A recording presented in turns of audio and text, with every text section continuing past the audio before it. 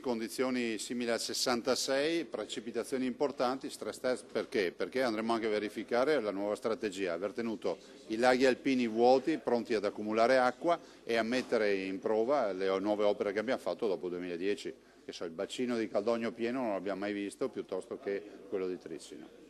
Cioè è cambiato molto rispetto al 2010?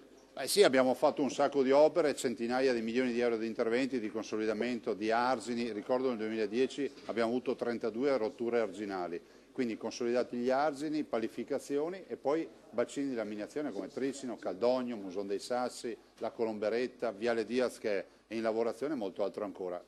Opere che allora non c'erano. Cosa la preoccupa di più?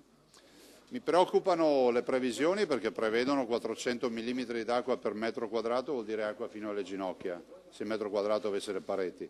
E dall'altro mi preoccupano le situazioni importanti come quella del Piave, perché il Piave alla piena storica, l'ultima ce l'ha avuta nel 66 e la statistica ci dice che ogni 100 anni c'è una grande piena storica. Spero che sia fra 50 anni in modo tale che ci attrezziamo di più.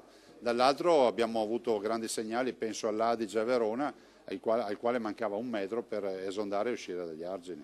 In questo momento, per quel che riguarda la protezione civile e il volontariato, stanno operando più di 500 persone a vari livelli in varie province. Sono allertate più di 1000 persone che oggi non sono andati a lavorare proprio per in attesa di significativi eventi, se ci fossero, speriamo di no, ma se ci fossero siamo pronti.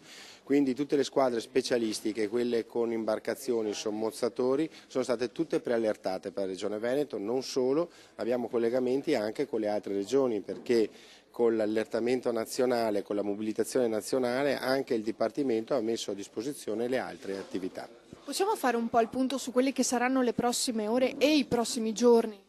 Allora, le prossime ore saranno di un'ulteriore precipitazione tipica di quella simile a quella che è avvenuto ieri, però purtroppo in questo momento troveremo un assetto idrogeologico già compromesso, quindi ci attendiamo situazioni ancora più critiche. Diciamo che dovrebbe piovere fino alla notte, diciamo la mattina di domani, ecco, non di più.